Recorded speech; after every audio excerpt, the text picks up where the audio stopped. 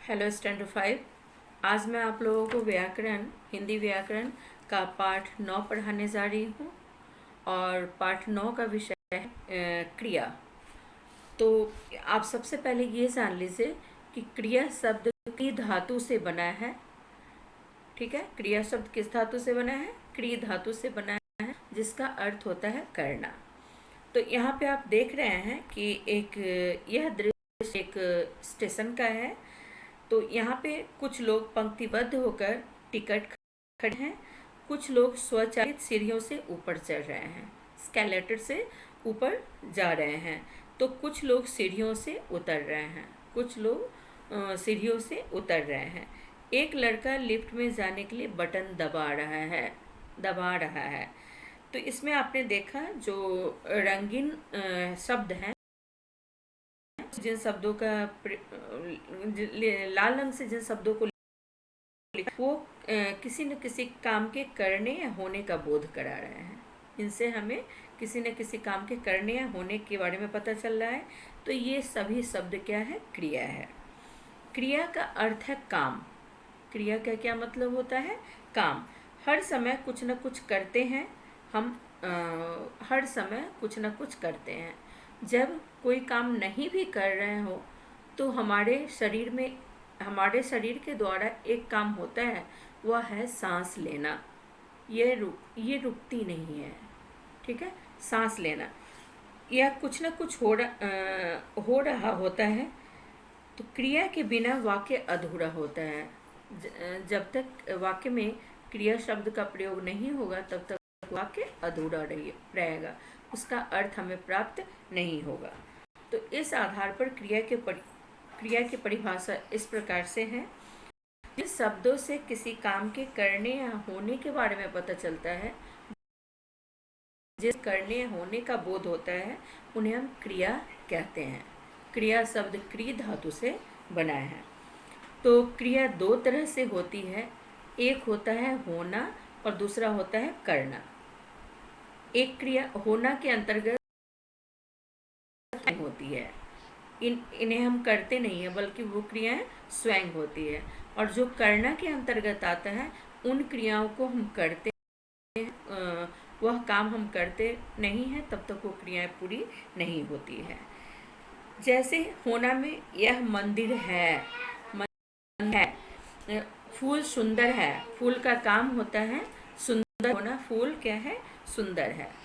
करना के अंतर्गत आता है लोग नदी में तैर रहे हैं, लोग तैरने का काम कर रहे हैं। माली बगीचे में पानी दे रहा है, माली बगीचे में पौधों को पानी देने का काम कर रहा है। ये क्रियाओं को किया जा रहा है। क्रिया कभी एक शब्द की होती है तो कभी एक से अधिक शब्द मिलकर एक क्रिया की तरह कार्य करते हैं। क्रिया में वाक्य में कभी कभी एक क्रिया ही प्रयोग किया जाता है और कभी कभी एक से अधिक क्रियाओं का प्रयोग किया जाता है, लेकिन वो अर्थ एक ही देते हैं। ठीक है, जैसे माँ ने बेटे को पढ़ाया, यहाँ पे एक ही क्रिया है। माँ ने काम किया, क्या काम किया? बेटे को पढ़ाने का काम किया। माँ बेटे को पढ़ाती है, माँ बेटे को पढ़ा रही है। तो इसकी पढ़ाया एक क्रिया है, बेटे को पढ़ाती है दो क्रियाएं हैं, और पढ़ा रही हैं, इसमें भी दो क्रियाओं का प्रयोग किया गया है, लेकिन ये अर्थ देते हैं कि माँ बेटे को पढ़ाने का काम कर रही है। दूसरे चित्र में आप देखेंगे रीमा है, रीमा गाना गाएगी, रीमा गाना गाने का काम करेगी। एक क्रिया है रीमा गाना गा चुकी, रीमा ने गाना गाने का काम कर लिया। रीमा गाना गा रही है, एक से अधिक क्रिया है, गा और रही है। ठीक है, मैंने फल खरीदे एक क्रिया है। मैंने फल खरीदे थे, तो एक हो गया थे और एक हो गया खरीदना, दो क्रियाएं हैं। मैं फल खरीद रहा हूँ। ठीक है, यहाँ पे खरीद और रहा हूँ दो क्रियाएं प्रयुक्त हुई हैं। तो ये आपने देख लिया कि कभी कभी वाक्य में एक क्रिया शब्द होते हैं और फिर जब दूसरी तरह से वाक्य होते हैं तो एक से अधिक क्रिया शब्द का प्रयोग भी किया जाता है। लिंग, वचन तथा कारक परिवर्तन से क्रिया का रूप भी बदल जाता है।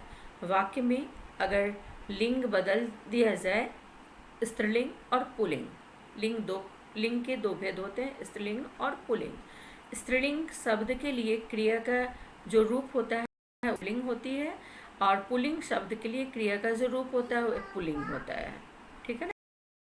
लड़की स्त्रीलिंग है तो यहाँ पे होगा क्रिया का जो रूप होगा पढ़ रही है, या लड़की खा रही है, या लड़की गाएगी, या लड़की खाएगी। ठीक है। लेकिन अगर पुल्लिंग होगा, जैसे लड़का या किसी का नाम, तो लड़का गाएगा, लड़का गा रहा है, लड़का खा रहा है, या लड़का खाएगा। तो यहाँ पे आपने देखा गा रहा है, खाएगा, ये क्रिया का जो रूप है वो बदल गया है पुल्लिंग में, और स्त्रीलिंग में क्रिया का रूप जो है गाएगी, खा रही है, गा रही है, इनमें गाइए आदि क्रिया का रूप बदल गया है। वचन बदलने पर, जैसे बच्चा, एक बच्चा है तो बच्चा क्या है, खेल रहा है, बच्चा खेल रहा है। लेकिन वहीं पर बच्चा से बच्चे होगा, मतलब एक से अधिक बच्चा। वचन दो प्रकार के होते हैं, एक वचन और बहुवचन। तो एक वचन हो गया, बच्चा हो गया, तो बच्चा खेल रहा है, यहाँ पे क्रिया का रूप देखिए, यहाँ पे रहा है, मतलब एक बच्चा खेल रहा है।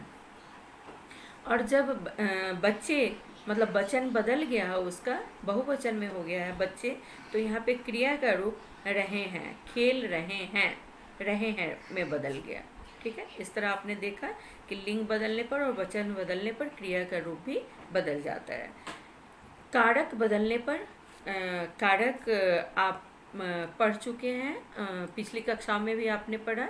कारक 8 प्रकार के होते हैं। कर्ता संप्राण के लिए आपादान से संबंध काके की रारेरी, अधिकरण में पर, और संबोधन हे अहो अड़े आदि। तो यहाँ पे कारक का रूप बदलने पर क्रिया जो रूप होता है वो भी बदल जाता है। जैसे रिया को आइसक्रीम खानी है, रिया को आइसक्रीम खानी है।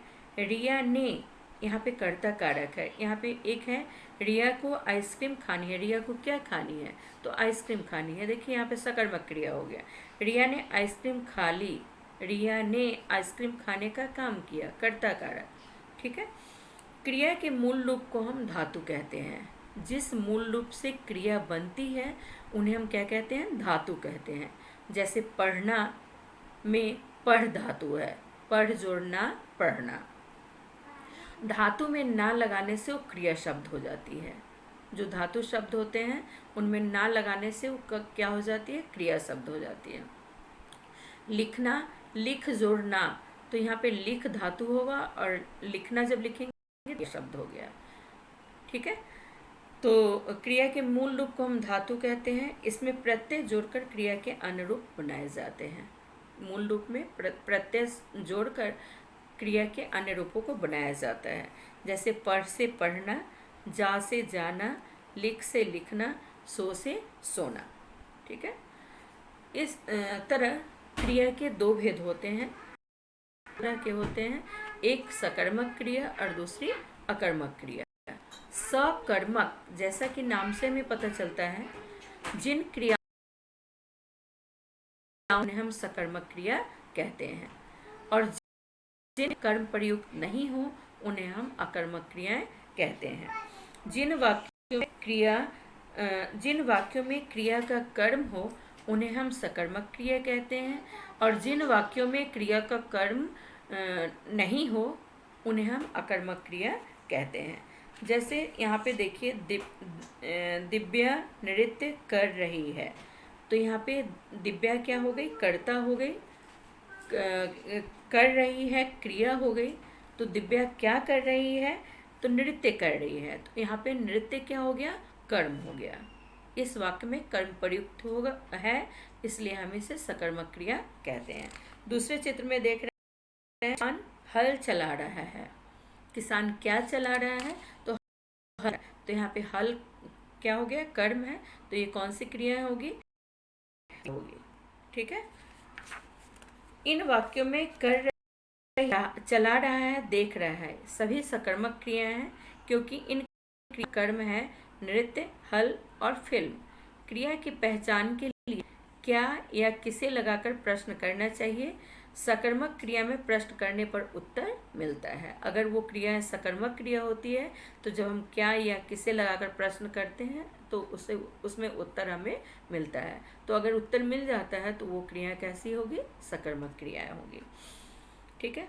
कुछ क्रियाएं अधिकतर सकर्मक होती है, जैसे कुछ क्रियाएं जो अधिकतर होती हैं, वो क्रियाएं हैं देना, लेना, पकड़ना, मांगना, खाना, पढ़ना, पीना, बनाना, तोड़ना आदि। देना, जैसा कि देना से आप देखिए किसी न किसी को कुछ न कुछ देंगे, कोई ना कोई वस्तु देंगे। ठीक है, मतलब कर्म प्रयुक्त है। लेना, अगर हम किसी से कुछ लेते हैं, किसी से हम कुछ न कुछ जरूर लेंगे, कोई ना कोई वस्तु होगी। पकड़ना मतलब कुछ न कुछ हम पकड़ेंगे, या तो चोर को पकड़े या किसी को पकड़े। मांगना मतलब कुछ न कुछ हम मांगेंगे, किसी न किसी चीज़ की हमें जरूरत होगी, कुछ न कुछ मांगेंगे। खाना, कुछ न कुछ जरूर हम खाएंगे, मतलब कर्म है। पढ़ना, कुछ न कुछ जरूर हम पढ़ेंगे, चाहे वो अखबार हो, चाहे वो किताब हो, चाहे वो पत्रिका हो, चाहे वो कुछ भी हो, कोई भी पुस्तक हो, ग्रंथ हो, तो कुछ न कुछ हम पढ़ेंगे। पीना, कुछ न कुछ हम पिएंगे, जैसे पानी हो गया, दूध हो गया आदि, कुछ का काम करेंगे। बनाना, कुछ न कुछ हम जरूर बनाएंगे, मतलब कर्म है। तोड़ना, कुछ न कुछ तोड़ेंगे, अर्थात कर्म प्रयोग है। ठीक है। अब दूसरा क्रिया का जो भेद, ये सकर्मक क्रिया आपने जाना। अब क्रिया का जो दूसरा भेद है अकर्मक क्रिया।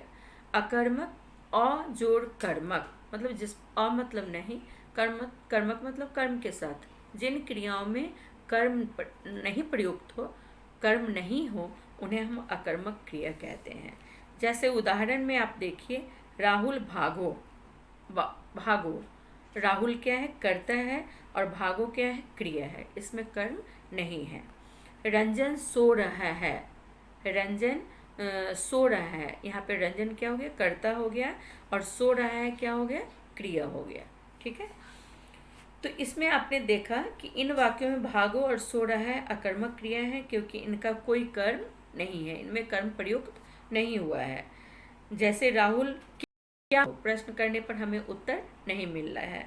रंजन क्या सो रहा है, इसमें भी हमें उत्तर नहीं मिल रहा है। हिंदी में कुछ क्रियाएं सदा अकर्मक क्रिया के रूप में प्रयोग की जाती है। कुछ क्रिया शब्द ऐसे हैं जो सदैव अकर्मक में ही प्रयोग होती हैं। वो है रोना, हंसना, जाना, जागना आदि। ठीक है। इस पाठ को आप अच्छे से पढ़ेंगे और फिर अभ्यास प्रश्न पत्र पूरा करेंगे। Thank you.